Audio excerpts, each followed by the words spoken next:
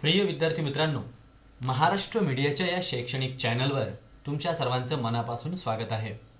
महाराष्ट्र मीडियाच्या या शैक्षणिक चॅनलवरती इयत्ता पहिली ते 10वी पर्यंतच्या सर्व विषयांच्या सर्व मीडियम्सच्या धड्याखालील प्रश्नांची उत्तरे तुम्हाला मिळणार आहेत। सर्व धड्यांचं विश्लेषण मिळणार आहे।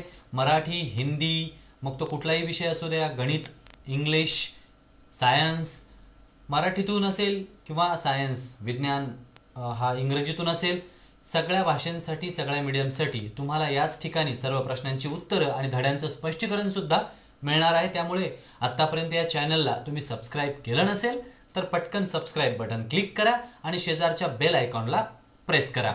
आणि आपण ऑलरेडी सबस्क्राइब झाले असाल तर तुमचं या चॅनलमध्ये मनापासून स्वागत आहे। सुरुवात करूया महाराष्ट्र स्टेट बोर्डच्या क्लास 7th मराठी धडा 7वा आपली समस्या आपले उपाय भाग 1 सुलभ भारती मराठी आहे ही। आता आपण प्रश्न आणि त्यांची उत्तरे समजून घेऊया। प्रश्न पहिला आहे, नदीचे पाणी कशामुळे प्रदूषित होते?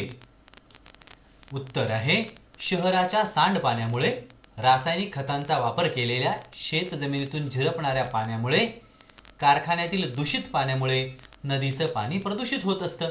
आपल्या आजूबाजूला आपल्याला सर्व ह्या घटना दिसत असतात आणि आपण त्या सर्व घटनांचं वर्णन आपल्या डोळ्यांनी पाहिल्यानंतर सुद्धा आपल्या भाषेत करू शकतो। पुढचा प्रश्न आहे, नदीचे पाणी प्रदूषित होऊ नये म्हणून काय उपाय करता येतील?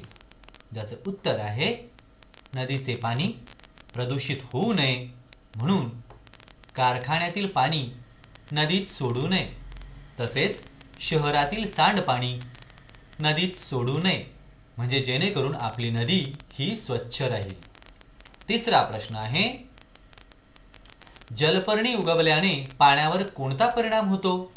ज्याचं उत्तर आहे, जलपर्णी उगवल्याने पाणी अशुद्ध होते। त्यानंतर पुढील प्रश्नाकडे वळूया। प्रश्न चौथा, नदीमध्ये जलपर्णी होऊ नये यासाठी काय करायला हवं असं तुम्हाला वाटतं? उत्तर आहे, नदीमध्ये जलपर्णी होऊ नये यासाठी दूषित पाणी नदीमध्ये सोडू नये। त्यानंतर पुढच्या प्रश्नाकडे आपण वळूया। प्रश्न क्रमांक 5 काय आहे बघा, नदीतले पाणी का दिसत नव्हते? उत्तर आहे, नदीतल्या पाण्यात जलपर्णी उगवल्यामुळे नदीचे पाणी दिसत नव्हते। पुढचा प्रश्न, जलपर्णी म्हणजे काय? जलपर्णी म्हणजे पाण्यात उगवणारी वनस्पती। अशा पद्धतीनं आपण सर्व प्रश्नांची उत्तरे जाणून घेतली आहेत। शेवट आहे एक शब्दार्थ, सांडपाणी म्हणजे काय बरं? सांडपाणी म्हणजे सीवेज, म्हणजे मैला, घाण पाणी। तर मुलांनो, ह्या प्रश्नांची उत्तरे तुम्ही लिहूनही घेऊ शकता वहीमध्ये आणि महाराष्ट्र मीडियाच्या प्लेलिस्टमध्ये इतिहास, भूगोल, हिस्ट्री, सिविक्स, त्यानंतर सायन्स अशा वेगवेगळ्या विषयांची प्लेलिस्ट आणि त्यांच्या उत्तरांचे व्हिडिओज ऑलरेडी अपलोड केलेत, काही इथून पुढे होणार आहेत।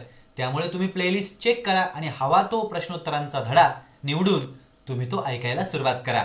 याचा फायदा तुम्हाला तुमच्या परीक्षांमध्ये नक्कीच होणार आहे।